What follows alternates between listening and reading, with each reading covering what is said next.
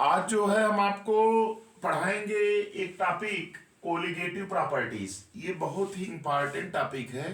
इसमें बच्चों को दिक्कतें बहुत होती हैं और मैं इसको इतने सिंपल वे में आपको पढ़ाऊंगा कि आपको एकदम आसानी से टॉपिक समझ में आ जाएगा।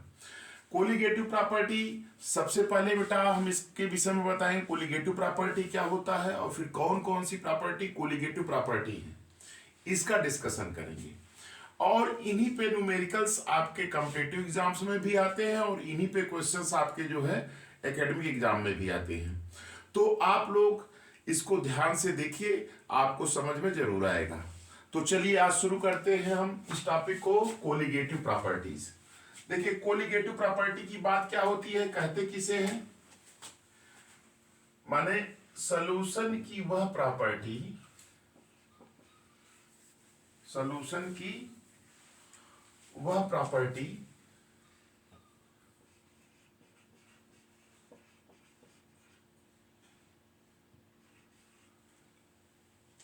जो डिपेंड करती है only number of solute particles पर। याद रखिएगा, सॉल्यूशन की वह प्रॉपर्टी, सॉल्यूशन की प्रॉपर्टी जो ओनली, यहां पे इसको कर देते हैं, ऐसे लिखते हैं, ओनली डिपेंड्स ऑन, किस पे डिपेंड करता है, नंबर ऑफ सॉल्यूट पार्टिकल पर। उसी को ही क्या कहते हैं, कोलिगेटिव प्रॉपर्टी। तो डिफिनीशन आप ऐसे लिख लीजिएगा, those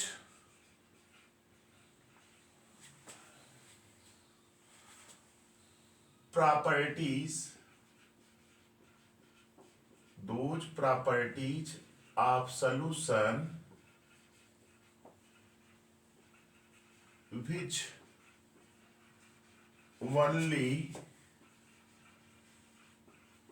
depends on number of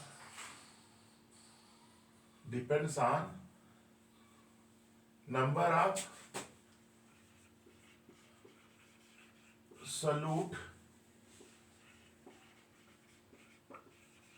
particles, those property of which only depends upon, लिखिएगा सही रहेगा, upon, depends upon those property of solution which only depends, यहाँ पे those properties of solution which only depends upon number of solute particles called, क्या कहते हैं उसको, colligative property, colligative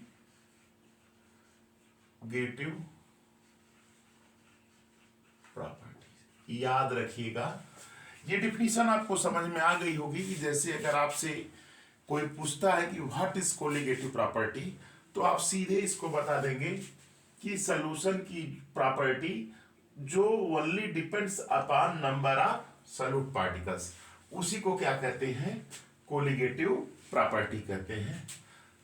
यहां पे ऐसे लिख सकते हैं, सीपी लिख सकते हैं, सीपी माने कोलिगेटिव प्रॉपर्टी। तो अब डिफिनीशन मैंने लिख दिया बेटा, those properties of solution which only depends upon number of solute particles called colligative properties. तो ये तो डिफिनीशन आपको क्लियर हो गई कि कोलिगेटिव प्रॉपर्टी क्या होती है। अब देखिए, हम बता रहे हैं कि इसके एग्जांपल्स कौन कौन सी कोलिगेटिव प्रॉपर्टीज हैं, इंपॉर्टेंट प्रॉपर्टीज क्या है कोलिगेटिव। पहला है elevation,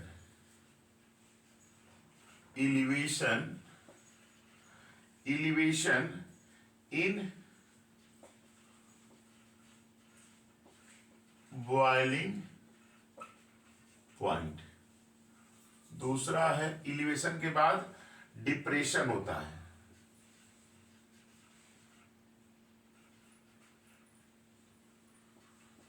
depression in freezing point, या पी माने फ्रीजिंग पॉइंट। तीसरा है ऑस्मोटिक प्रेशर, ऑस्मोटिक प्रेशर। और चौथी जो प्रॉपर्टी है relative lowering in vapour pressure, relative lowering in vapour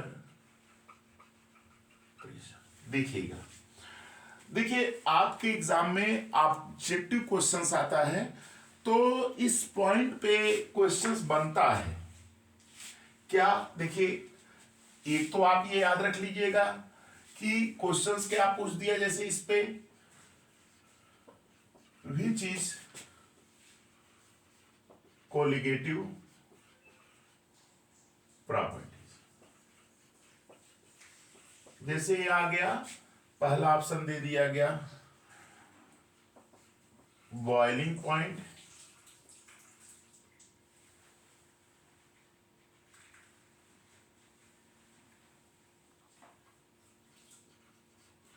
दूसरा ऑप्शन आ गया एलिवेशन इन बॉइलिंग पॉइंट, तीसरा ऑप्शन आ गया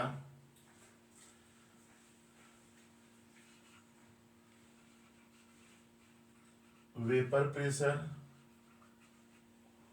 चौथा ऑप्शन आ गया बॉइलिंग पॉइंट। ना देखिए यहां पे ऐसे पूछ देगा,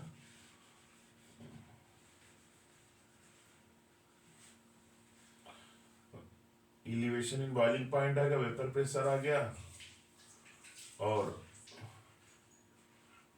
मोलरिटी आ गया और नॉन ऑफ दीज आ गया। अब जैसे ये क्वेश्चन आ गया आपके एग्जाम में और आपसे पूछ रहा है तो आप ये दिमाग में बैठा लीजिए कि एलिवेशन इन बॉइलिंग पॉइंट होता है, डिप्रेशन इन फ्रीजिंग पॉइंट होता है और ऑस्मोटिक प्रेशर होता है और relative lowering in vapour pressure होता है। तो ये आपकी जितनी भी ये चारों प्रॉपर्टीज हैं, यही चारों प्रॉपर्टी आपकी क्या कोलिगेटिव प्रॉपर्टी है। और आप तुरंत अगर ये याद रखेंगे तो आप टिक किस पे करेंगे, एलिवेशन इन बॉइलिंग पॉइंट पे। तो ये क्वेश्चन आपका यहां से पूछ सकता है या इसी को ऐसे बना के पूछ सकता है कि colligative properties are those property of solution which depends on concentration number of solute particles, ऐसे करके पूछ सकता है। तो आपका ये पॉइंट भी ये ऑब्जेक्टिव क्वेश्चन में आ सकता है ना। तो हमने लिख दिया है कि only depends upon number of solute particles. तो ये चीज क्लियर हो गई कि कोलिगेटिव प्रॉपर्टी क्या होती है, कौन कौन सी प्रॉपर्टी कोलिगेटिव प्रॉपर्टी है।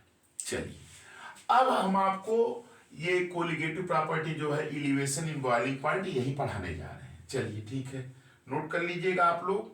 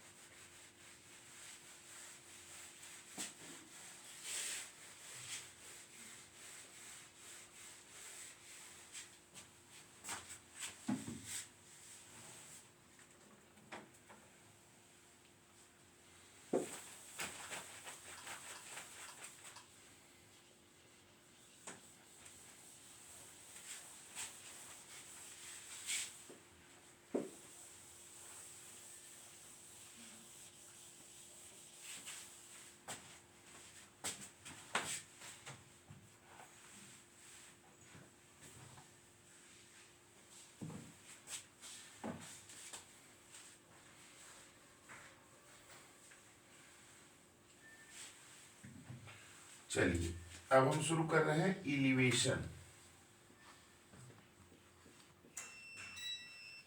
एलिवेशन एलिवेशन इन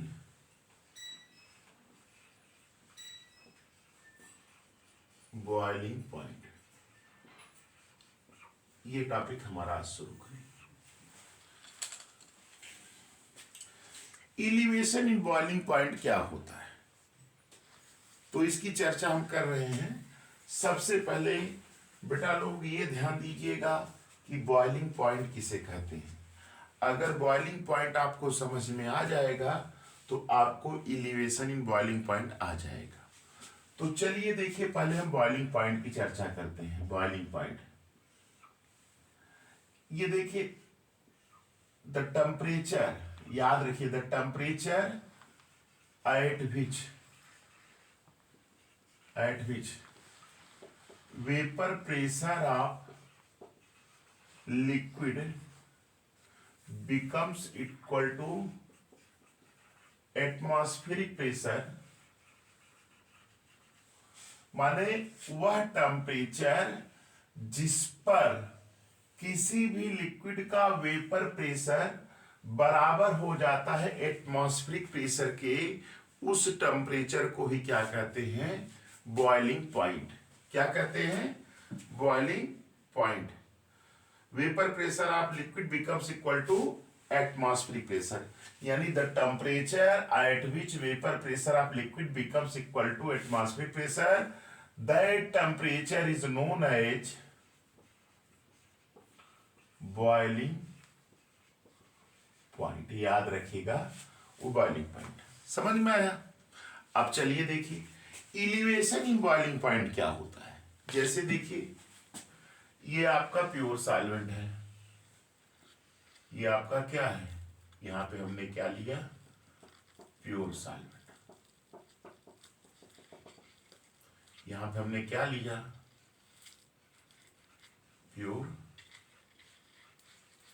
सॉल्वेंट लिया। यहां पे हमने क्या लिया है, प्योर सॉल्वेंट लिया है। और इस प्योर सॉल्वेंट में हमने ऐड कर दिया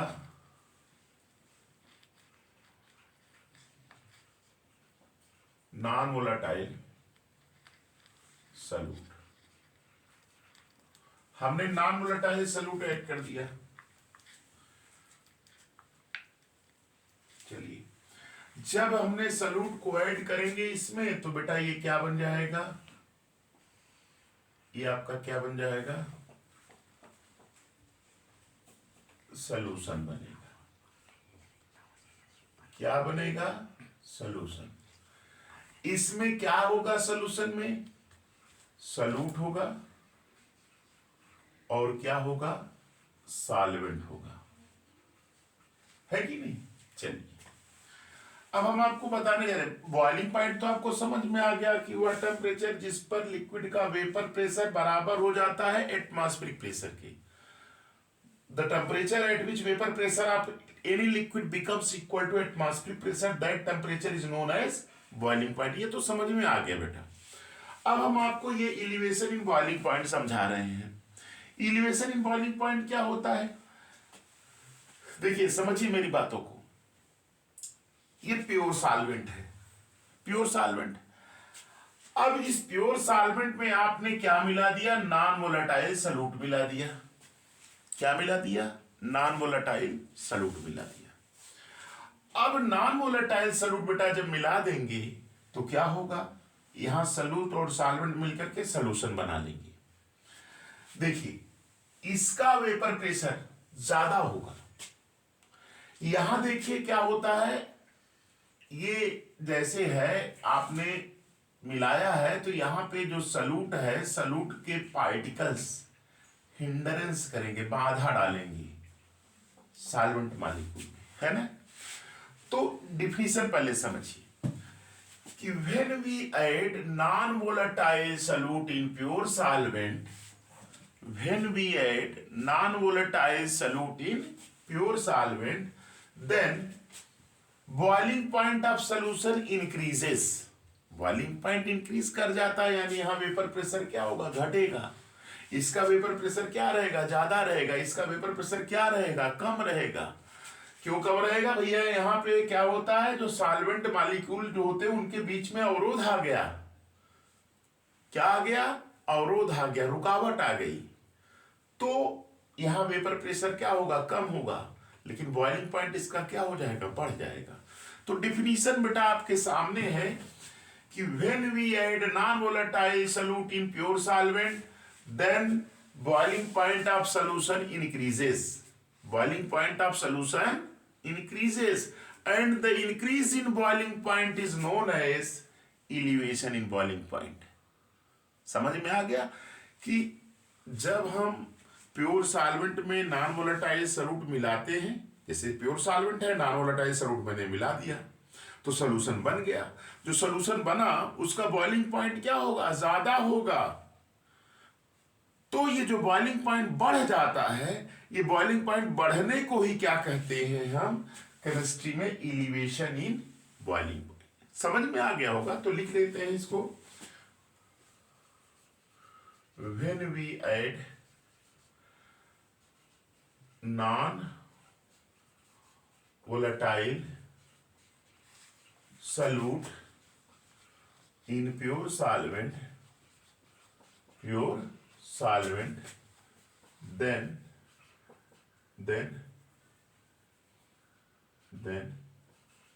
boiling point of solution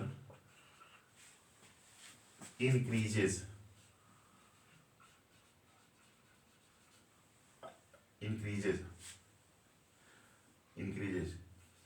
The increase in boiling, the boiling point of solution increases, the increase in, इस तरह से लिखिएगा, when we add non-volatile solute in pure solvent, then boiling point of solution increases. The increase in boiling point is called elevation in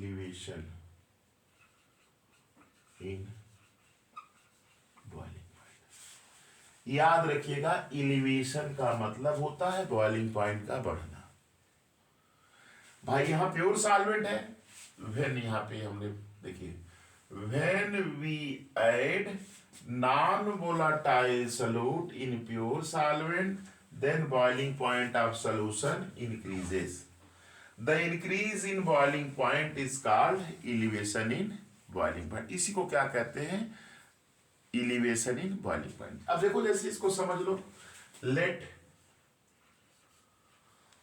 boiling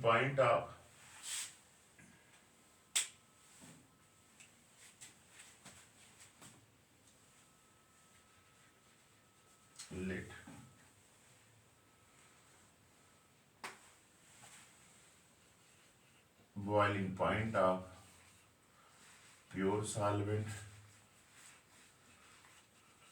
is equal to T1 हमने मान लिया। Boiling point of solution हमने क्या मान लिया, T2। तो elevation in boiling point, elevation in boiling point, जिसको कि हम डेल्टा टीबी कहते हैं, इज इक्वल टू क्या होगा, ज्यादा सॉल्यूशन का होगा, T2 माइनस T1। इतना चीज समझ में आ गई कि एलिवेशन इन बॉइलिंग पॉइंट किसे कहते हैं, आपको समझ में आ गया होगा। एक बार फिर हल्का सा इसको बता के फिर आगे बढ़ते हैं। नॉन वोलेटाइल सॉल्यूट को प्योर सॉल्वेंट में ऐड करेंगे, सॉल्यूशन बनेगा, सॉल्यूशन का बॉइलिंग पॉइंट बढ़ेगा, बॉइलिंग पॉइंट बढ़ने को क्या कहते हैं, एलिवेशन इन बॉइलिंग पॉइंट। और जैसे प्योर सॉल्वेंट का बॉइलिंग पॉइंट अगर T1 है, सॉल्यूशन का बॉइलिंग पॉइंट T2 है, तो delta TV means elevation in boiling point is equal to T2 minus T1 होगा ये। अब चलिए आगे बताते हैं इसको ग्राफ से कैसे, ग्राफिकल रिप्रेजेंटेशन नोट कर लीजिएगा इसको। चलिए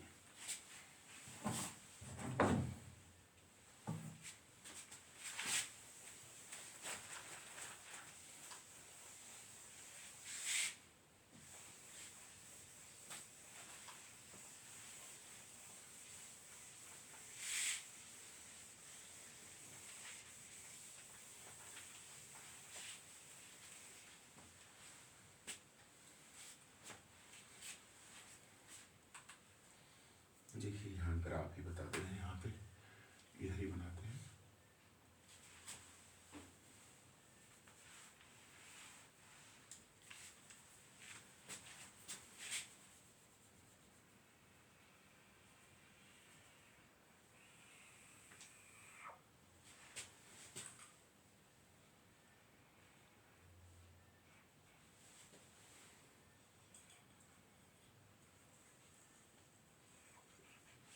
फिर हमने टेम्परेचर लिया, क्या लिया, टेम्परेचर, और इधर हमने लिया वेपर प्रेशर। 60 में लिख दे रहे हैं, क्या लिखेंगे, वेपर प्रेशर।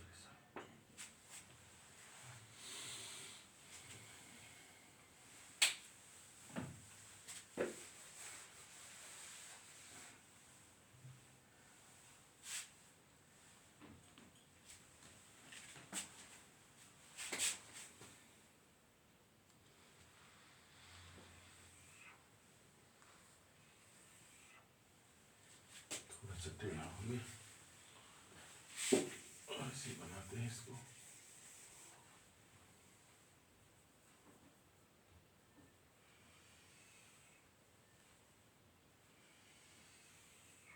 ऐसे ग्राफ बना है, एनसीईआरटी में देखेंगे तो ऐसे ग्राफ बना होगा। यहाँ पे हमने क्या लिया है, ये 180 मान लिया एटमॉस्फेरिक प्रेशर,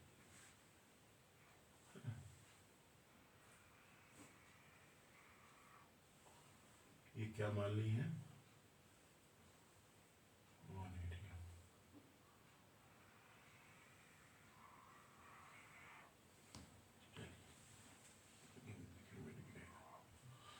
हमने ये मान लिया, ये आपका 180 है।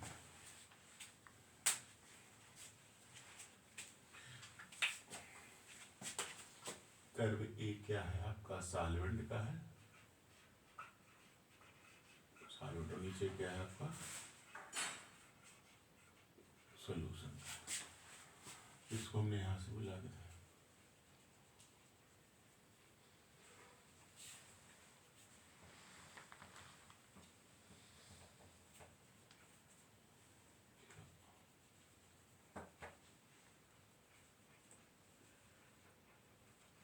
देखिए ये है।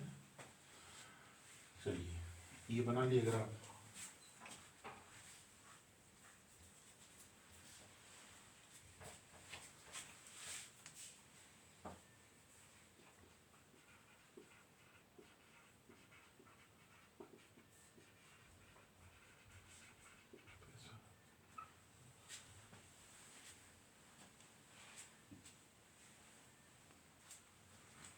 Atmospheric pressure,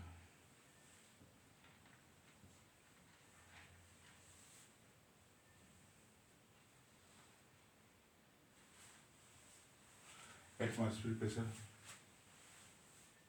pressure,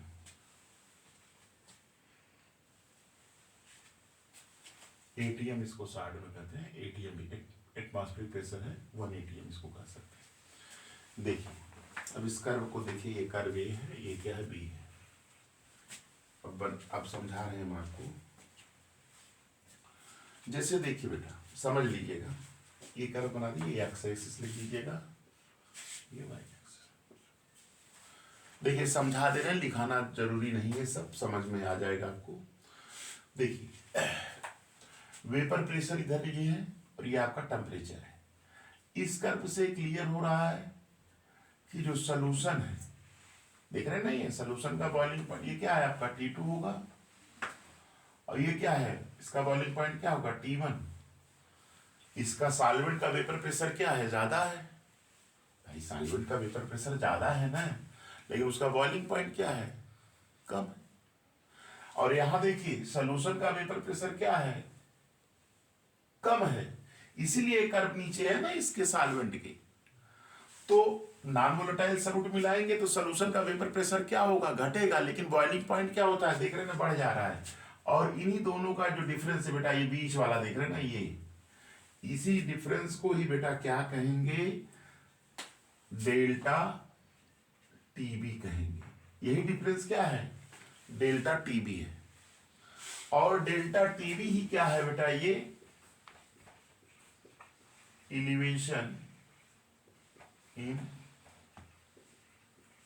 boiling point, elevation in boiling point. तो इस ग्राफ से ये क्लियर हो रहा है कि सॉल्वेंट जो है इसका वेपर प्रेशर क्या है, ज्यादा है, जिसकी वजह से इसका बॉइलिंग पॉइंट क्या है, कम है। यहां देखिए 1 atm है ना, 1 atm आप एटमॉस्फेरिक प्रेशर लिखे है ना, तो बताए थे ना कि the temperature at which vapour pressure of liquid becomes equal to atmospheric pressure, that temperature is known as boiling point.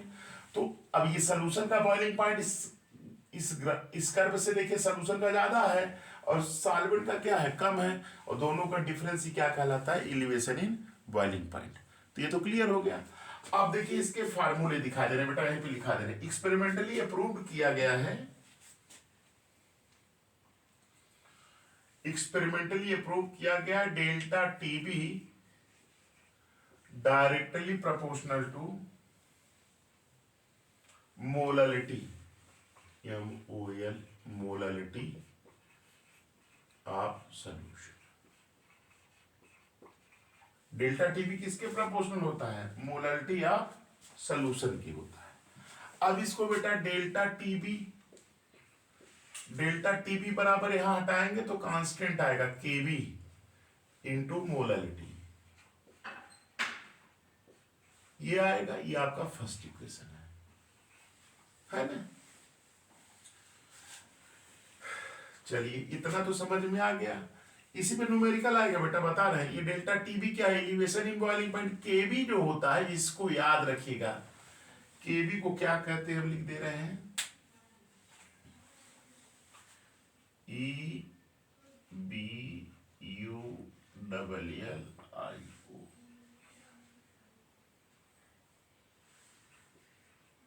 इब्यूलियोस्कोपिक constant. याद रखिए बेटा इसको क्या कहते हैं, इब्यूलियोस्कोपिक कांस्टेंट। इसकी डिफिनीशन भी पूछता है कभी कभी। तो डेल्टा टीबी कांस्टेंट, केबी कांस्टेंट है, डेल्टा टीबी को क्या कहते हैं, एलिवेशन इन बॉइलिंग पॉइंट, और केबी को क्या कहते हैं, मोलर एलिवेशन। इसको दूसरा नाम भी बता दे रहे हैं, यम मोलर एलिवेशन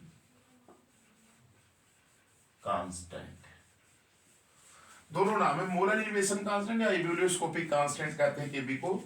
तो कुछ न्यूमेरिकल बेटा इस पे आता है, याद रखिएगा, कुछ न्यूमेरिकल इस पे आता है ना। अब आप यहीं से डिफाइन भी कर सकते हैं इब्यूलियोस्कोपिक कांस्टेंट को। अगर if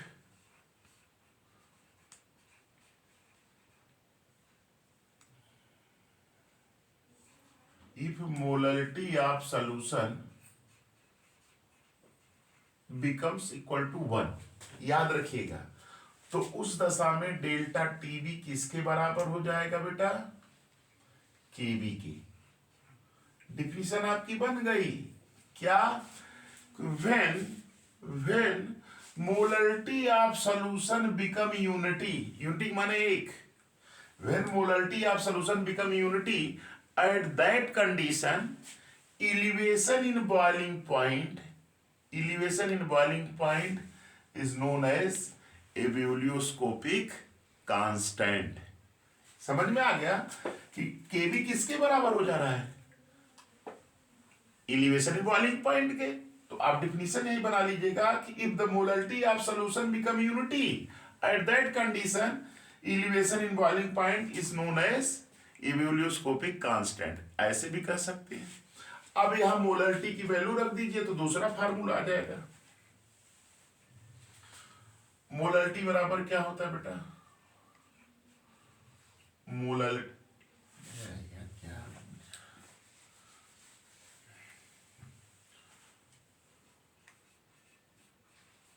molarity is equal to क्या होता है, number of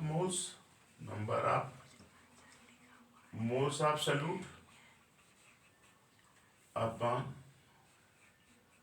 weight of solvent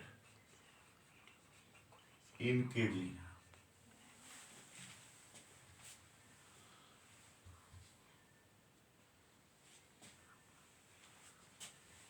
number of moles क्या होता है, weight upon molecular mass into, in gram कर देंगे, इनटू 1000। अब यही वाला यहाँ उठा के रख देंगे तो ये फार्मूला आ जाएगा, delta TB is equal to KB into, बस रख दीजिए formula, weight MB into in gram into 1000, ये आपका फार्मूला है ना। इस फार्मूले पे और इस पे दोनों पे न्यूमेरिकल्स आता है, बोर्ड में भी, कंपटीशन के एग्जाम में भी। नोट कर लीजिएगा इसको।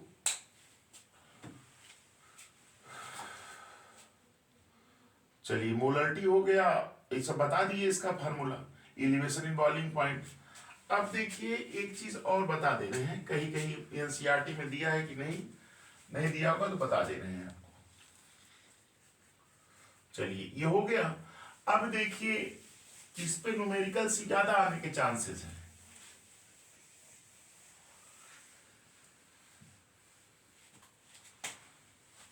KB इज इक्वल टू, ये फार्मूला याद रखिएगा, RT स्क्वायर अपॉन 1000 LV, ये याद रखिएगा।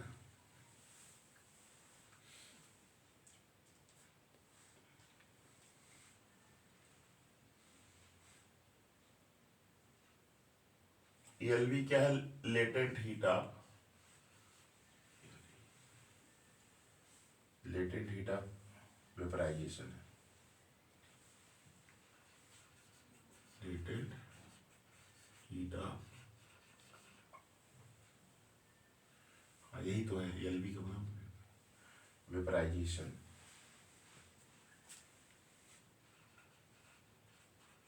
Latent heat of vaporization. R क्या है, गैस ट्रांसपोर्ट। T क्या है आपका temperature, boiling point of solvent है। ये क्या है, बॉइलिंग पॉइंट है, ये भी सॉल्वेंट का होगा। ये क्या होगा, T जो है आपका बॉइलिंग पॉइंट है ऑफ सॉल्वेंट।